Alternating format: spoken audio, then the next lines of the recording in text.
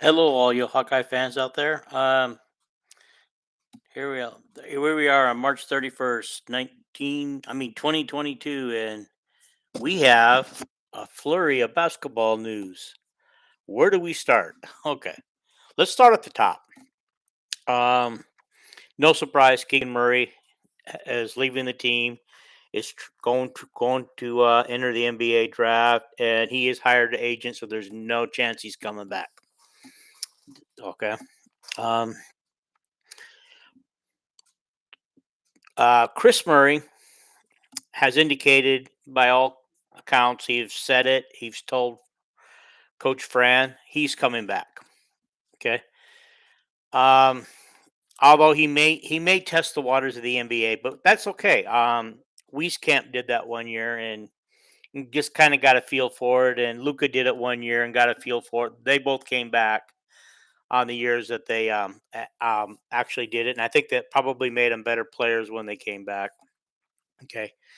So that's no big deal. So guys, don't worry if you see Chris going through the NBA process because all indications are that he's coming back. Okay. But who else? I mean, Jordan Bohannon has used up his eligibility. He's not coming back. No way, chance, no how, no way. He's not coming back. Okay. How about um, Joe Toussaint leaving? I know that there are fans out there who thought that after he lost the starting job and was used in a backup role, that he would be leaving. Um, I didn't think he'd leave. To be totally honest, I thought I thought he'd be back. The starting job was pretty much his again. Um, I mean, there are rumors that this Dante Bowen coming in next year could actually end up being the starting point guard. Okay. It sounds like he's that good and he could take over. And he wouldn't be the first freshman to run point on Iowa basketball team. See Jeff Horner, see Jordan Bohannon. Um, I think those are just two of the ones that just pop in my head. If something else pops up, I'll let you know. So the president's been set that freshmen can run the point at Iowa.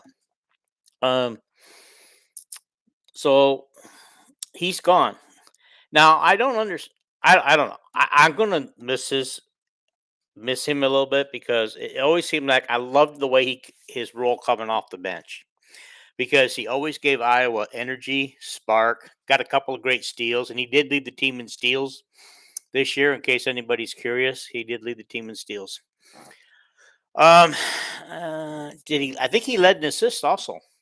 Um, there was another category he led. I want to say that was assists. Okay, so we're losing a heck of a player, but Frank. He talked to Fran this week, and according to the interview that Fran did with the Des Moines Register, Frank could not guarantee him 30 minutes a game, which is what Joe wanted.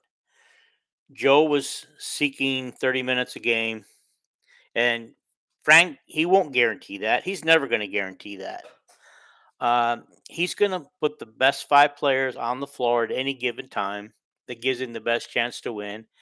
And if you're not doing the job, you're going to sit on the bench and you're going to ride the bench if you're not doing the job. Fran's proven that this year, time and time again. So, yeah, Fran wasn't going to guarantee him 30. And, you know, Fran mentioned in his interview with the Des Moines Register that a lot of people don't enter the transfer portal for reasons of being unhappy or miserable at campus. I think Joe Toussaint is one of those guys who was very happy at Iowa, loved playing for Iowa. You could see that in the games, the energy, the spark that he brought every time he came off the bench. He did everything in his power to win games for Iowa. I mean, he never showed a moment of sulking or anything like that. And he was all about the team. What Joe wants is more playing time. I hope he finds it. I don't know where he's going to find it. I don't know if. Hopefully not in the Big Ten. I don't want him going out and stealing balls against us when we play him. But I hope he finds a home and that he's happy with his choice. It'd be it would be kind of his final year, not kind of his final year. He would be a real senior next year, but he does fall under that COVID extra year rule, so he could play 2 more years, but he's definitely got 1 year left. So um, anyway, we hope he finds a good home. The other one that surprised me was Josh. I can't say his. I can't even say his name again. Josh O. Undegulunde. Gulunde? Yeah, you guys know I can't. I butcher names so bad. I should have paid a better attention in English class. Anyhow, Josh Undegulunde leaving. I didn't see that one coming. I really didn't. My first thought is Fran needs a big man who's ready to go next year. And there's rumors that he might be looking for a point guard if he can find one for next year. So he needs to make room for scholarships. Okay, Connor comes back. I understand that there are people out there who are saying that counts against the team's total scholarship, but I'm under the impression that the extra COVID year scholarships don't count. So let's throw out Connor's scholarship. Okay, now we got Josh and Joe leaving and Keegan leaving. There's 3 scholarships. They're bringing in 2 people next year, Josh Dix and Dante Bowen. So that uses up 2 scholarships. That brings one back. But you guys got to remember too, Austin Ash is leaving too, and um, he was on scholarship this year, so that brings back another scholarship. That leaves 2 scholarships that I'm counting for next year that they can use. I mean, 2 extra scholarships that they could use in the transfer portal, or they could save them for the 2023 class. From what I'm hearing from all the pundits and everything I've read and watching the chats and stuff, that I was really gearing up for the 2023 class, and they need all the scholarships they can get available for that class. Right now, they've got one person committed. Um, I know they would like to get Peyton Sanford's brother. I believe it's Bryce out of Waukee, and think he's in the 2023 class. So I think they would love to get him on campus, and too, so they need to make sure they got a scholarship available for him. So I don't know how many scholarships they're going to have for the 2023 class. Right now, they'll either have none or 2, depending on what they do in the transfer portal. So Jordan's gone, Keegan's gone, Joe T is gone, and Josh O is gone. All right. So there's 4 guys. What does next year look like? Um, we're going to be awful thin at big guys. Going to be awful thin there. That leaves us Chris Murray, Riley Mulvey, and Philip Rabacha. Um, those are our 3 big guys to rotate next year. Um, that's going to be tough. In our guard situation, I think our small guard situation is Patrick McCaffrey, for sure, and I think he's poised for a huge year. I really do. The small forward part, and the power forward would be Chris when he's not playing center. Um, but you know, and he will have to play some center unless we get a big guy that can just that Philip and this new guy. They are chasing this guy from Utah Valley who's 6'11", 245 pounds, 18 points a game, and I think like 8 rebounds a game or something like that. I don't know a thing about Utah Valley and how good this guy is. I just know that a lot of big name programs like Arkansas, Kentucky, Texas Tech, South Carolina are also after this guy, along with Iowa. So I don't know. I'm going to give Iowa about a 20% chance of landing this guy because of who he's up against. I mean, if Kentucky's recruiting you, do you want to really throw down Kentucky? I mean, Kentucky's a blue bud. Um, they Didn't do any better in the first round than Iowa did this year, but they're still a blue blood program. So I don't know. You know, CJ Frederick left because he had an opportunity to play with Kentucky. He wanted a chance to play for a national title, which I don't think he felt like he could get that at Iowa. Um, so next year's guards, Dante Bowen should get some playing time. Peyton Sanford should be on the off guard. I look for him to be in the off guard spot, and he can rotate. He can rotate with on the small forward spot with um,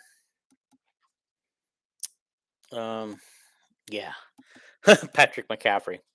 Yeah, Patrick McCaffrey and Chris Murray should have huge years next year. I look for Peyton Sanford to really bust out. I mean, he was on the verge. He showed you guys this year what he can do.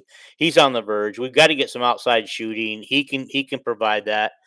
I don't know if Josh Dix will be ready to play next year or not, or if he'll get automatically redshirted. So I'm not going to count on him for anything next year. Just because you guys don't, I don't know if you heard, but he's not playing his senior year because he is on the injured list.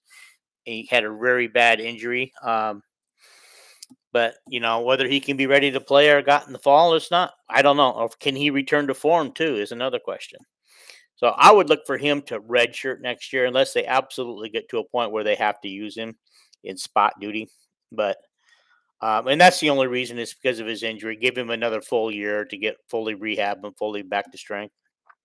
Um, and so, um, but Perkins will be back, and I think you guys we kind of saw at the end of the season what Perkins can do, and I know some of my colleagues were really high on him at the beginning of the year, and he wasn't showing a lot, he wasn't doing a lot, but he was providing a lot of defense the last two seasons.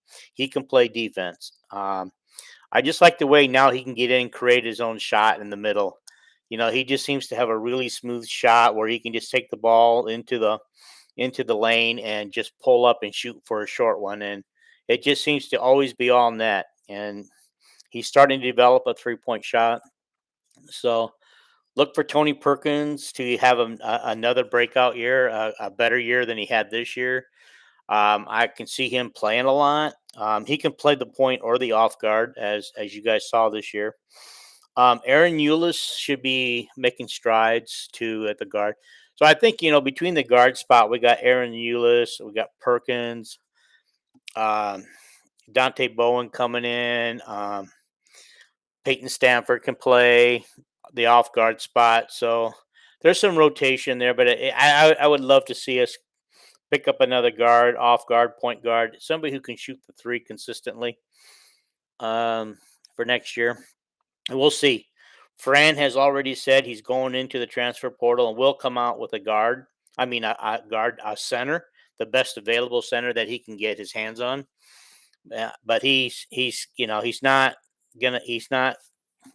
We all know the one he's chasing. We don't know who else he might be out there. I heard there's a 7.7-foot-3 center out there from Missouri who didn't get a lot of playing time this year. So I don't know why a 7-foot-3 guy wouldn't get a lot of playing time, but we saw that with Purdue and their big 7-foot-footer.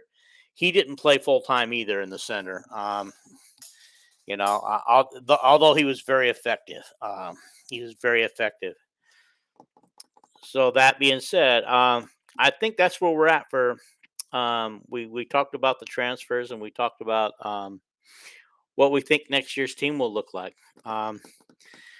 So we don't have 100% because we don't know if we're going to get one or two guys out of the transfer portal. We know that we're going to get a center because Fran has already said he's going after a center, and we'll come out with one, the best available. We don't know if he's going after a guard. I think it would be nice if he could, or maybe another forward that could be like a power forward. Because we need some experience there too. Because Riley McColvey, really, this is supposed to be his freshman year coming up. So he's still pretty young and still pretty skinny. Hopefully he's hitting the weight room right now. I'm going to hit the weight room this summer and really bulk up. I mean, we need to see some muscle put on that guy. Philip Rabacha does a serviceable job, but but he's not the guy to go up against our Big Ten centers. He's just not the guy. We need somebody physical who can pull down consistent rebounds a game. Chris might be that guy. I don't want to put any pressure on him that he's got to be Keegan next year, but we got to see him play. 30 minutes a game, stay out of foul trouble next year, and maybe score 12, 16 points a game consistently. Kind of like um, Patrick this year, and I would love to see Patrick be the guy. If Patrick can stop getting overexcited and stop slamming down dunks and easy lay-ins so hard that they bounce off the rim, that he could just develop that touch to get him in the rim. I mean, that guy can score a crazy amount of points in a game.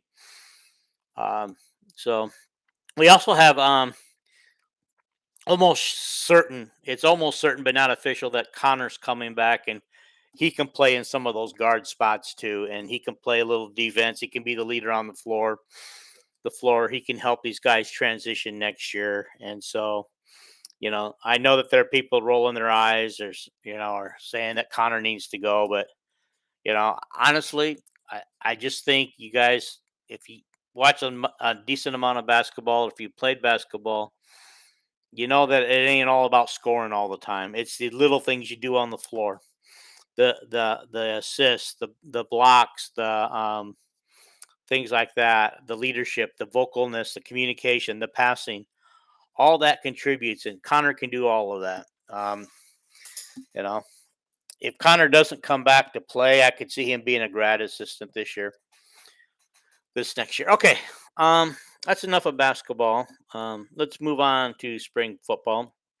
Okay, so there was an interview with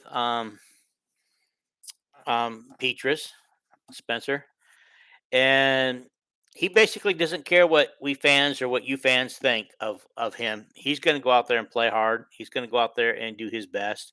He's lost some weight. He thinks that he's a little bit more mobile. No, he's still not going to be a running quarterback, but can he get himself out of trouble? 'Cause we saw that, last year in the early part of the season, he wasn't able to get himself out of trouble. He was a little more mobile after he sat out those 3 weeks for injuries, and he was able to get himself out of a little bit of trouble and roll out of the pocket. Um, if and he did say that the offensive line is going to even be more younger this year coming up than it was last year. Got some big shoes to fill. Center, that's a big hole to fill, guys. Big hole. So, but I'm encouraged because a lot of these guys, even though they're young, you know, they have experience. They have some starting experience. They've had some backup experience. They've had a lot of playing time last year, and then there'll be some new guys on the line this year. One of the ones I'm looking forward to is his name slips my mind now, but he's already listed on the two deeps. He didn't play last year. He was a freshman and he was injured most of the year. So if he can play without injury and just have an injury free year, I'm excited to see what he can do. I think Iowa's already was trying in the transfer portal for an offensive lineman. I think they lost out on one. They had one he committed elsewhere. Um, so I don't remember where he went, but so coming out of the spring though, it sounds like Joey LeBus, the new favorite quarterback, after Hogan left. Now it's LeBus. It used to be Padilla, but I think Padilla. They said they made a joke to Padilla that he's no longer the favorite quarterback at Iowa because he made the mistake of starting 3 games last year. Okay, so so now that goes to LeBeus, Joey, and so I think from all accounts he has a nice zip on the ball. He throws a nice touchdown field. From what I'm hearing he is impressive, but according to an interview with Brian Ferentz, there ain't no way in heck that Joey's going to be in the mix for you know um, running in for the starting. It's basically between Petrus and Padilla because they feel that the offense is so complicated that it takes 18 months to figure out the offense. Okay. And since Joey wasn't on campus during spring last year, it didn't come until summer camp. Um, he's a little behind, and plus he ran the scout team quarterback. Which, if you're a scout team quarterback, you're running the other team's offense. You're not running Iowa's offense. Um, so they feel that that's put him behind too. So they feel like he's not quite ready to start because he doesn't quite have a handle on Iowa's offense. My question is why is it so complicated? Why can't you just make it a basic offense, and just make it easier on your quarterbacks? I mean, I'm guessing that some of the best quarterbacks out there don't have complicated offenses. Northwestern, when they get a decent quarterback, you guys know how good they can be. Um, Purdue, when they have a great quarterback, you know how good they can be. You guys, I don't think those offenses are very complicated. I think they're just basic offenses. They don't do a lot of different things, and I just think that if you got a decent quarterback who can make the throw, that should help. And so if Petrus can making the throws, why not dumb down the offense a little bit? Why make it so complicated that 'cause it's not that well? I guess it is complicated, but not so complicated that other teams don't already know the offense before they get out there. Most teams have already figured out Iowa's plays before Iowa even says what the play is going to be because they're so predictable. Um, I believe Kentucky said that, and I think a couple of Michigan players said that Iowa was pretty much telegraphing their plays. Which is why we couldn't beat either Michigan or Kentucky last year. Um, so that's a given. Nothing has been said about Padilla, so I don't know how he's doing. But by all accounts, both Lebeas and Spencer have stepped it up this year and are playing much better. And um, Ken O'Keefe has not. He did not change some bad habits that Spencer Petras was having. Spencer said that he went to his guru out on the East Coast and he took Reganey with him, and they went and got some of his mechanics were fixed. Some of the things he was doing wrong. And if you watch, there's an interview out there with Spencer with the Hawk Central Des Moines Register, Chad Lessico, out there. He does tell you what he fixed this year and what he hopes that he can consistently do this year that will help him be a better quarterback this year than he was last year. And he's fairly aware, guys.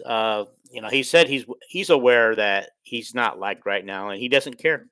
He just wants to go out and play football. He wants to win for the team. He does want to win for the fans, but he really is not playing for the fans.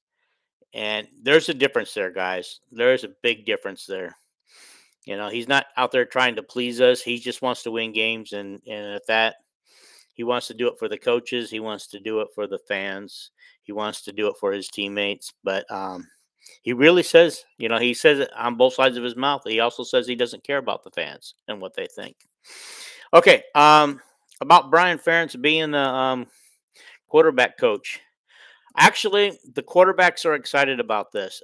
They get to see on game week, they get to meet with Brian twice a day, all week, every day during game week to help set up the play. Whereas before they were only meeting with Brian Ferentz twice a week on game week. And so I think they feel that this is a better ideal situation uh, that everything will be on the same everybody will be on the same page come game day, come game time, come play time when they're having to make some calls and make some changes. And so the only I think Brian is not going to be able to fix some mechanics either because I'm not even sure if he would recognize bad mechanics in a quarterback. I'm sure I don't recognize bad mechanics on a quarterback. So I think it's just be another year where we're just talking plays and stuff like that and getting ready and maybe, running plays several times in practice to make sure we get them right. But as far as the mechanics go, if either one of those quarterbacks starts having some bad mechanics, I don't think Brian will be able to fix it because I don't think he knows how.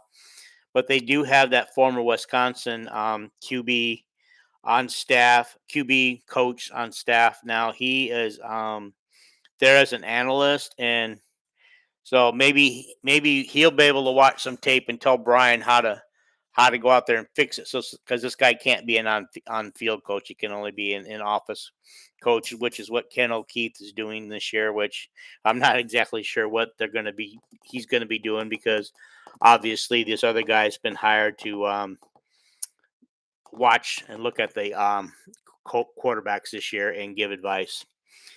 So moving on, several players, everybody's expected back for summer workouts, but several key players that you guys probably aren't surprised by: Jack Campbell, Terry Roberts, Riley Moss. None of those guys are in uniform or are practicing. One person who did practice this week was Brody Breck. He had a baseball game, but it got canceled, so he went to practice. And from what the open practice said by the media are saying this guy could start and play and catch some balls next year. That he's that good. Um, he's that good. He can step in, probably much like Arlen Bruce and Keegan Johnson did this year. And so, and haven't heard much about our running back core. Not much at all. The one thing we did hear about was the Big X, whatever we call him, the X Man. That he looks the part, and I think there's another guy who's also plays the same position as X. His name is, I think, it's T.J. Hall, and I guess he looks the part. Let me look that up real quick. Okay.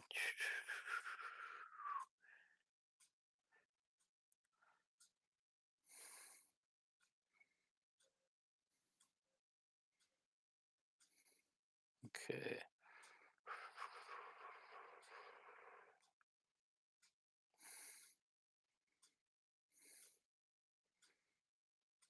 Okay.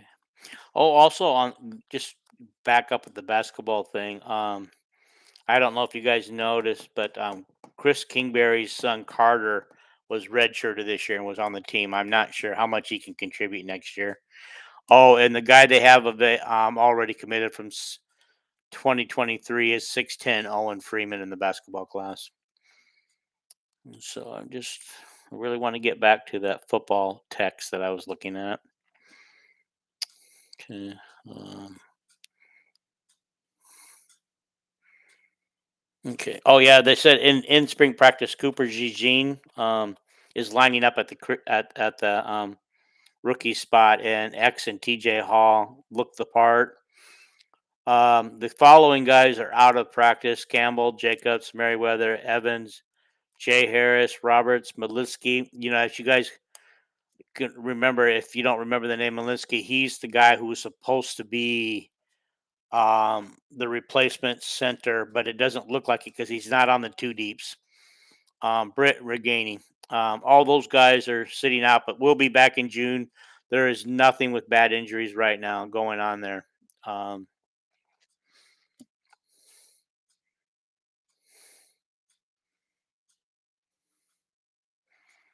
Okay, I think that's pretty much um,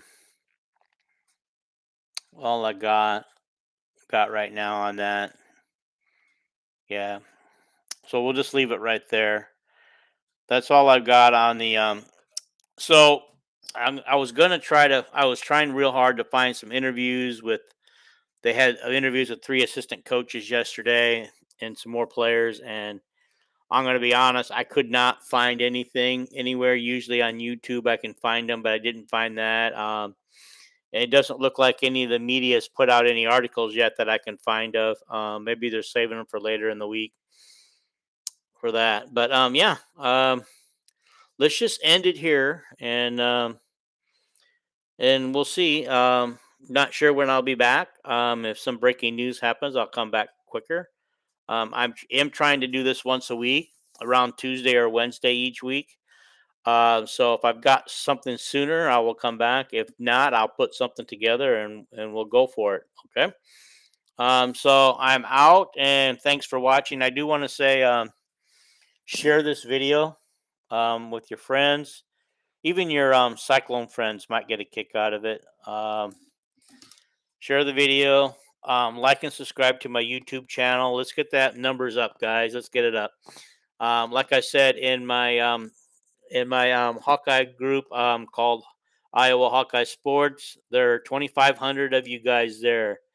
If I could get all 2,500 of you to go and just subscribe to my video, I could get paid for some of this stuff that I do. Wouldn't that be cool? Like if I could do that and get enough views and get enough watchers.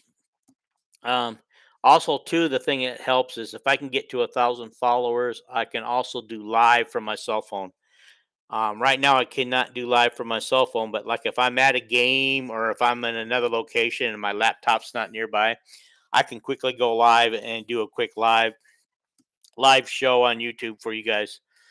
Um, if I can get up to 1,000, and then of course, hopefully the views would be there. So, guys, I try to keep these things under 30 each time. I'm not doing a great job. I'm at 31 now, but um, yeah, just like, share, and then follow and subscribe, and you make me happy. I really would. I'd appreciate it. Okay. All right, I'm out of here. Taking enough of you guys' time. If you made it this far, thank you.